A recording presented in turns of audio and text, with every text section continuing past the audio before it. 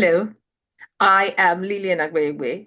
I'm excited to welcome you to another episode of the Diaspora Dialogue Series with LA.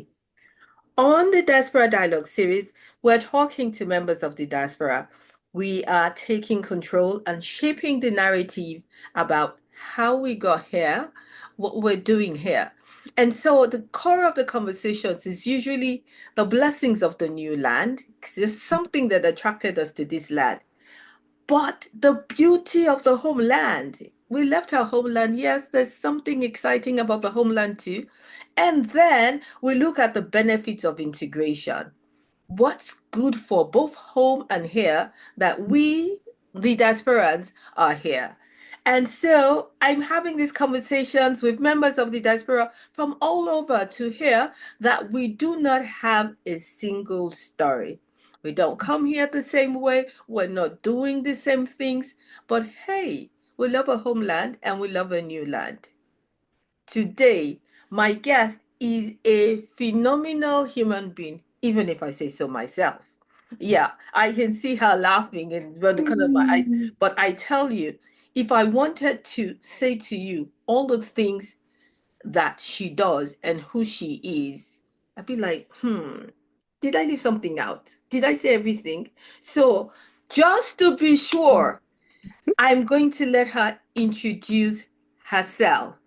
Pastor Gertrude Agboli, and I don't know whether you want me to say pastor, but she is pastor, okay? You know, like, oh my goodness, I didn't know that pastor used to look so fly. Yes, she's a fly pastor.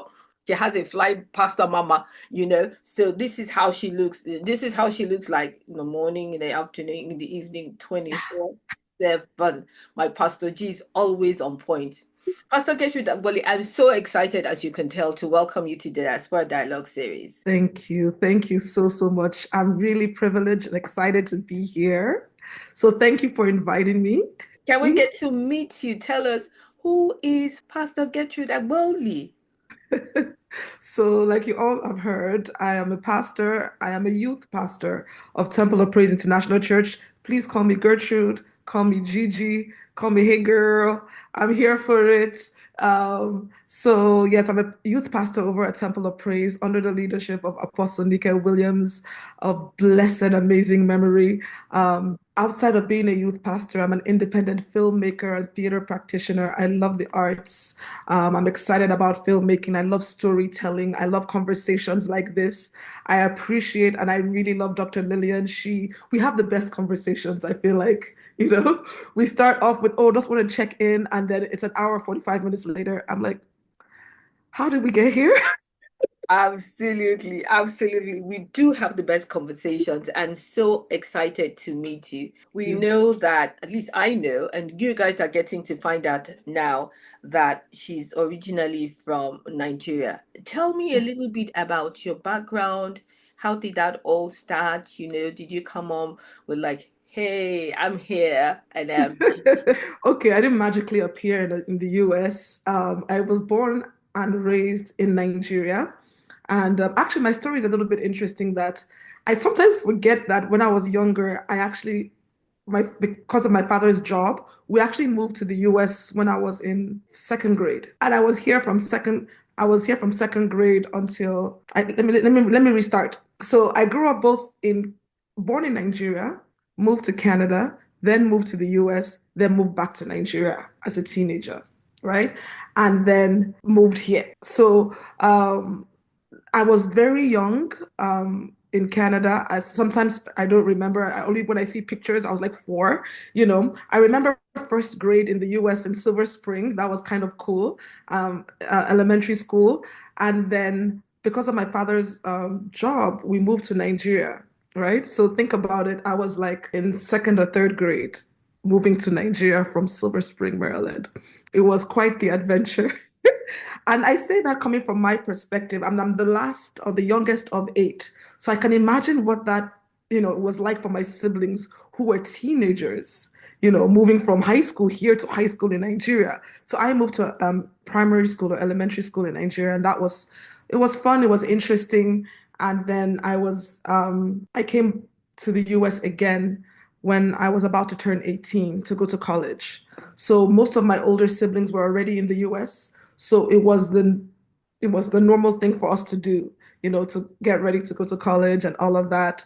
And yeah, it's been an amazing experience, college and grad So, here. sounds interesting. So, since you had lived in Canada and then you had lived in the US before you came back when you were 18, I guess there were not any really like surprises, or were there still some things that caught you off balance when you were like, wait, what? Am I in America? The great America?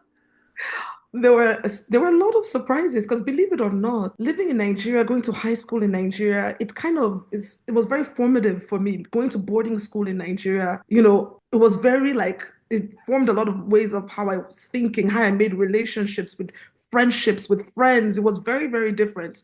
And of course, I'd watched all kinds of movies, even though I'd been here when I was younger. It was a different experience coming now as a teenager. I'd seen America on TV and everything was nice and shiny. You know what I'm saying? So only for me to I remember leaving the airport and I was with my sister, we're in New Jersey, and I saw trash on the floor. I'm like, trash in America?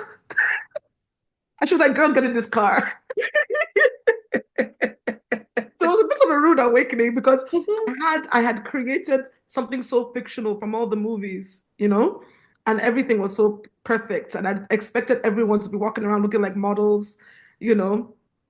And in Nigeria, I thought I was overweight. That's a whole different conversation, right? I I thought I know. was chunky I as a know. teenager, only for me to get here. I said, I am skinty. I know. I am a Slim Jim. I, I know. I had like talking about this wake up call. Mhm. I I did my master's in New York. So I was living in New York and we used to have class discussions. And there was one class discussion that I couldn't quite participate in because I was so Mhm. stunned. We're talking about the homeless epidemic in the United States. And I mean, the people that we saw on the streets in Nigeria who were homeless were sort of like people who were having mental health crises, people wouldn't take them in. But come to find out that you're just a paycheck away from being homeless in the US. There are Girl, people who go to work living in homeless shelters. So it's not like they don't have any, they just lost this job. They just couldn't make up in the payment. At one time, there were like 200 people living in a house. You just open your door. Anybody comes, they might just be from your neighborhood and they just coming and they mm, get to stay with you. But you don't end up on the street because you don't have a job. that That is so was an true. awakening. And when you talked about also thinking that you were overweight, I have a friend whose sister said, all the health conditions that were only textbooks for them, were just in the textbooks when they were in Nigeria. It's Mm, like, oh, these things are actually real. There are people who actually have these conditions, and you actually see real cases in the yeah. US. What else was like, oh, really? For you? It was so many things for me. Making friends, it was so organic for me in Nigeria, making friends. In Nigeria, I didn't know I had an accent, right? And I'm here and I'm a freshman going to school and I'm speaking the way I'm speaking now, and no one could understand me. And I thought I was very confident. So that took a big thing. It really shot my confidence. I would not want to answer questions in class. I would have the answers. I'd be like, absolutely not. Because the number of times they'll say it again, huh? Or somebody's chuckling at the back as a freshman. Oh no, that can really mess with the students. Absolutely, absolutely. I see how that is happening. And Torisha wrote that book, A Piece to Friendship. And I remember the first time she wrote it about, making friends. I just like, what's this child talking about? Like there's no big deal. And in her own case, I mean, she was born here, so it wasn't even a case of accident. It's just that the dynamics of making friends. And I grew up from a very large family. So making friends wasn't really something that I paid attention to Yeah. because you had your family, you had your cousins and everybody. And so you were born with a collective of friends, Yes, inbuilt. inbuilt. And then you come here and then you find out that you actually have to navigate this thing called friendship because you might actually find that you don't have anybody on your side. Oh yeah. Great. So you went to school, you had some education here, went to Nigeria and then came back and you have remained in the US since. When you think back, you're also the last of eight siblings. So from the stories of your siblings, from yourself, do you think that there's some things that you're doing here in the United States that if you had remained in Nigeria would not have been possible? Oh, We're looking now at the blessings of the new land. there are definitely so many blessings and benefits. I mean, where do I start? Education. You know, while I was in primary school in Nigeria, I saw my older siblings come home all the time for ASU strike, something or the other. They were coming home. Even myself being in boarding school, I remember several times coming home because there was no water, as in there was no water in school. And they just sent us home. Like figure it out, you know? And there were so many, I saw so many gaps in their education, like my older siblings, because of the strikes or different issues or crime issues at their school. And I could see the panic in my mother's eyes, serious prayer when they're going to school. And these are people that they're drivers are driving them there. So it's not as if we're worried about public transportation, but security measures. So a big one is education. I've been able to go to college back to back without fear of issues like strikes, and of course, quality education. And that doesn't downplay the education in Nigeria at all. But Mm-hmm, mm-hmm, I know that it's a blessing. mm-hmm, I know that I didn't have to worry about security, major security issues mm-hmm, like that. Of course, you still mm-hmm, have to be careful taking the bus as a freshman, taking the bus from Greenbelt to community college, mm-hmm, And of mm-hmm. course, there are issues like school shootings and Absolutely. issues here, but Mm-hmm, not the kind of scale or the mm-hmm, kind of day-to-day panic mm-hmm. about going to class that I know that Yes. my older ones experienced. Yeah. Absolutely. And when you talk about school shootings, I mean, as bad as that is, and that's why, Americans don't know what they have and what is on the line when we don't address those issues of gun control issues that make school shootings possible. But when you talk about school shootings, it's like it will probably, if it's in this school, then it's this school that is closed down. But when Hmm. you talk about an ASU strike, it doesn't matter where you are, all Yeah. except you're in a private university. But in those days, there were not really many private universities as we have in Nigeria now. And Mhm. so everybody all of you just went home. Yeah. You just didn't, you just got stuck, and people had 2 years added to their university education because the lecturers were going on strike. So that's really phenomenal to have been able to finish education on time. And like you said, we're not taking anything away from the quality of education in Nigeria. We know that a lot of places, a lot of people say Nigerians are the most hardworking, very, on top of their game. And that foundation for a lot of us here, we built from Nigeria. So we know that that's that. But that ASU strike thing was really a reality for a lot of places dealing with that. We look at that, and now you're talking about as an independent film producer. Did you always want to be an independent film producer? Did you always know? Or did coming No. to the US Oh, influence you in any way? major influence. Um, Growing up again, I think so many things, like we think of ourselves as one person, however, we're the culmination of so many decisions. Our parents, culture, so many things shape us, right? So I think even position in your family. So being the youngest of eight, um, my siblings had already done amazing things. So there are expectations already for me. And then I don't know where I came up with the idea that my parents wanted me to be a doctor. I think they just talked about it a lot. And I was good in sciences. So surely medicine is for you. So I had that framework always in my mind, going to high school and then moving here. And I was a neurobiology, and physiology major undergrad, you know. And as much as I loved it and I was tutoring in physics and things like that, I don't want to say I wasn't happy because it sounds spoiled. I wasn't fulfilled. I knew this wasn't for me. And I remember one time going to talk to mammalian physiology teacher. I remember him very clearly. I went to talk to him about like, redoing a part of my test or what I can do to bring my grade up. And he just looked at me, he listened for a while and he's like, Gertrude. I'm like, yes. He's like, have you ever thought about radio? I'm like, sir, sir, forget radio. He said, you have a voice people want to listen to. I said, thank you so much. However, back to physiology, you know? And I'd heard that several times. I've always been interested in storytelling. I've always loved talking. I've always loved teaching through storytelling. And being here through college, I began to go watch plays, right? I hadn't seen a play in so long since Nigeria. And it was actually your uncle's play that I saw in Nigeria that I loved so much. And I would go to the theater department and just sit there at University of Maryland, and I would just watch. And then I wasn't a theater major. And then I'll go and ask, how can I volunteer? I just want to be around this space. And for me to even have the liberty to think like that, I really believe the culture set it up.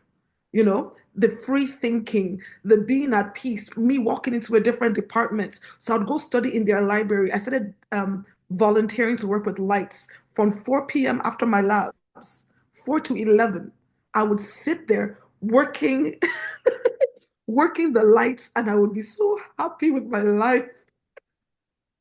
So one day I told my parentals and my siblings that I wanted to I wanted to do theater instead of biology.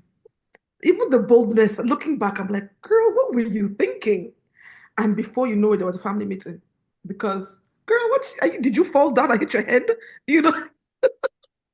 So they knocked sense and science back into me because, my father's like, you can do all that after your undergrad, you know, after they finish paying for this one, if you want to do anything else. So I focused, and I was no longer a theater major, even though I tried to change. I stayed in neurobiology, finished that, and then I moved on to grad school where I did producing for film and video. So I really do believe that America helped to frame um, that freedom, and that to help me to even think of something else at all. Being in college, being in an environment where I was encouraged to think freely, where I was encouraged to go to different departments. And being a bio major, you still have to take some classes in different, subjects or different departments. So instead of taking a regular English class, I'll go take a writing class. I'll talk to my writing teacher. She's like, "Oh my God, this is brilliant what you did here. You should consider XYZ." I'm just like, script? No, no, no, no, no. And I wish I'd actually leaned in more then. But Mm-hmm. I thank God because God blessed the broken road that leads us to where Amen. we are. Amen. So even though the pieces I were all over the place, I'm so Mm-hmm. grateful that this country allowed me the opportunity and the space Mm-hmm. to really hone in and to really embrace what I love. And then by the time I got to grad school, I saw people that were in my tribe, that Mm-hmm. understood that it wasn't crazy. My thoughts, Mm-hmm. you know, Absolutely, absolutely. And speaking about crazy, there's some people who may be listening and saying, "Hey, what are you talking about? You can always do what you want to do." Maybe today, yeah, maybe today. yeah. But when we were growing up, and even the generation before, my generation, maybe your generation got some say. The generation before us had no say most True. of the time. Your father told you were going to be an accountant, and that's what you ended up studying. They told you were going to be a doctor, you're going to be a lawyer, you're going to be an engineer, and that was that. You Yeah. didn't go and say, I wanted to study theater. Yeah, did something happen to you?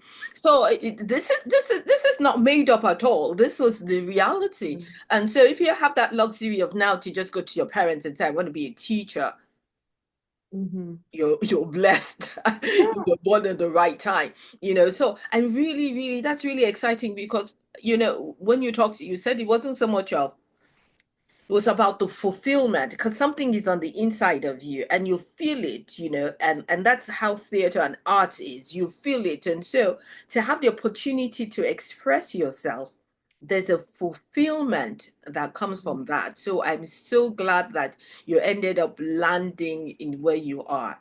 And yes, we've talked about some of the things that you couldn't do, the fact that they were asked to strike, you stopped people, safety issues, having your parents sort of decide for you, not really having the opportunity to think for yourself.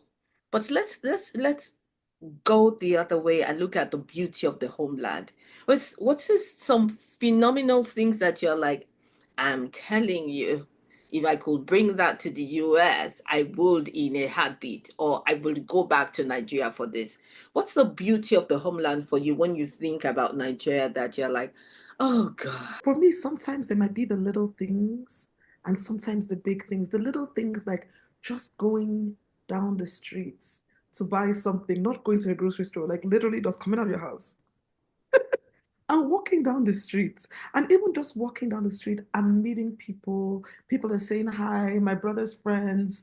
There was that sense. So that's a little thing that's part of a bigger thing, which is the sense of community. You know, I felt very much at home.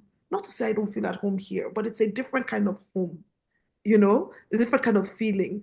And the idea that everyone, at least where I lived, knew each other because we lived in an estate, everyone knew each other. Um, your friend's mom is low key your mom too. So she's also looking out for you, and I just love that being able to go down the streets and buy bread and akara and possibly eat it down the street too. See, you know, somebody says to me, and oh, but you can get suya here. I'm like, it's not the same thing. I don't want to go to suya spot to buy suya. I want to go to the malam on the I corner of the know. street to I buy know. my suya. And he sells it in a newspaper, not in a fancy foil tray, and I have to sell him the payment. So the nostalgia, right, Hmm. of that time. Christmas, we talk about this a lot. The holidays are so different. Of course, also the age, right, where they're buying you clothes and stuff, but it's almost like in the air. And when I talk to my friends who live in Nigeria, they think I am over dramatizing it. They're like, girl, please, ain't nothing special about no holiday. It's cool, and for them, like, if you don't have money, you're not going to enjoy the holiday. But again, because I was younger, I didn't have that sense of having money or no money. I was Hmm. chilling. Absolutely. When you talk about holiday, I'm thinking about us going to the Catholic Church for New Year service and walking back home and then dodging all those people throwing bangers at us, Oh, and yes. making sure it doesn't hit us and all of this thing. My daughter has seen fireworks in the sky, but that's about it. You don't know that people can target you. So you better be nice to that boy because he's going You to know? target you with banger when he gets the opportunity to do it. It's a it's such a wonderful thing. And talking about community, as you were talking, I was having flashback about going to my mom's house after my mom's friend's house after Mm, my mom passed, and I will go and sit down and just have this small talk with her in her mm. house. I'm like, you barely know your neighbors here. Oh, yeah. You barely know your name. You can get visitors, but it's not like just because they're your neighbors, they can talk to you when they see you on the No. street, but they're coming into your house or you're bringing, look at that Bye. look on your face. Call the cops. I know. And so that's a beautiful experience about that. Let's look at the benefits of integration. Let's talk about the benefit, Mm, because you're here. Sometimes people are like, you should come to Nigeria. Like you say, your friends say they're over traumatizing. I don't yeah. even know whether you've had that feeling. There's a conflict I sometimes hear about people who say the people in Nigeria, and they're like, if you're really interested in Nigeria, you should come back to Nigeria. What's your take on the relationship between Nigerians in the diaspora and Nigerians at home? What's been your experience with how that relationship is? There room for improvement? There is. There's definitely room for improvement. And I've heard that narrative that if you really cared, right? If you really cared about your home country, you will return home. And I don't believe that because you are here, you don't care. I don't believe that because you're in the diaspora, you don't care. If anything, it's not only about us. Of course, you want a living environment that is safe and healthcare and infrastructure, of course. But a lot of people don't also see that you are also representing your country here. You are teaching every day, whether or not you want to. Your sense of respect, your sense of your kindness, even your contribution to society is representing your country. It doesn't minimize that because you're out not in the country. And it also doesn't make you less Nigerian. I've heard someone say your accent is different. I didn't wake up, I want to sound different. This is how I sound honestly all the time, whether I'm talking to Nigerians or Americans. and I try to speak as slowly as possible because I know I talk fast, but I'm not trying to be American. I'm not trying to be someone else. I am myself. I like to think. So, Mm-hmm. in me being me and in me contributing to the society here, it doesn't take away from me being Nigerian or me contributing to Nigeria. There's so many things that I can tell you that my family is even involved with in dealing with things in our hometown and making sure that there's running water, there's making sure that this, the elementary schools there are actually having notebooks and are actually, so people are doing so many things, and I think it's unfair to see someone and just assume that the person is running away from their country. That Mm-hmm. is the last thing that comes to mind when I see other diasporans. But people in Nigeria just think, some people, let me put the clause, think, Mm-hmm. yes, you're there eating the burgers, Mm-hmm. you Wow. know? And this is so, I never really thought about, maybe I have, but it really just hit home when you said it that they are actually brand ambassadors for homeland living in the diaspora. Because a lot of misinformation flies around. People think that everybody in from these places are low lives or no good. Some people, again, let's qualify that, low lives, no good. I mean, so being here, paying attention to your work, standing out in the things that you do, is really being a brand ambassador for the country and saying, yes, I'm maybe American, but I'm originally from Nigeria, and this is how a Nigerian shows up for work. We have strong work ethics, don't believe all of those things that they're all just like fraudulent people. No, I'm really putting a lot on the table. So we're brand ambassadors. And then the other important point, actually contributing to what's going on in your, local communities back home. The flip side of that, that the people here who say, yeah, why are you here? What are you doing here? What do you say are the benefits of integration? Like, what do you say you're bringing to the table for here that sort of warrants or justifies the fact that you're here? And that's a really great question. And I've actually been asked that one time. I was volunteering at my friend's church, and the person is African American, and she was volunteering as well. And she just kept looking at me. I was wearing an Ankara dress because it was a Sunday afternoon. And she's just like, your accent, where are you from? And I said, Nigeria. And she's like, when are you going back? Oh, whoa. Oh, And man, in a church did too. I offend you? She was just upset because she felt like, and then I got to know her better and she got to know me better, you know, Mm-hmm. because I realized that all she saw was this girl in an Ankara dress, and she just thinks you think you're all cool because you're Nigerian, you have this accent and you have these pretty outfits, and you're just coming here and you think you're better than us, not in the least. Was I thinking all of that? But when she got to know me, she found out that that was not the case. And like you said, outside of being brand ambassadors, we are contributing daily by what we do as you know for a living. And then it's amazing, like we talked about earlier, that character is being one, right?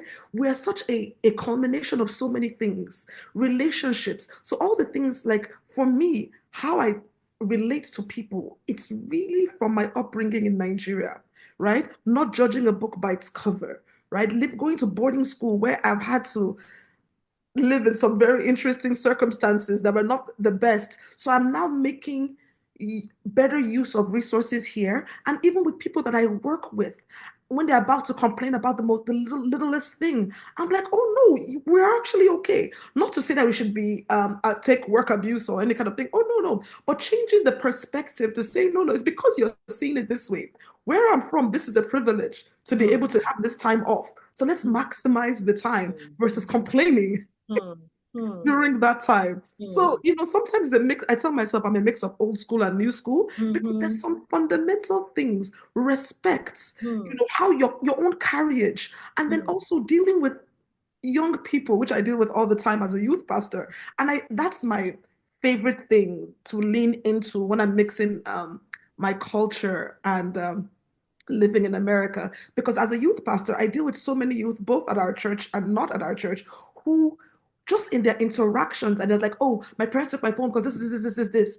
And when I'm sitting to talk to them, I'm like, oh my goodness, it's because, people say they're just entitled, but is that fair to say that they're entitled? This is all they know. Yeah. All they know is living in Bowie, all their needs taken care of, having a phone, having their own room from the jump. Do you get what I'm saying? Most of us growing up in Nigeria, again, that's something I learned. We're eight children. We didn't have 8 bedrooms. Mhm. What? We made it work. We lived well, but I'm saying that I've been sharing since I was little. Mhm.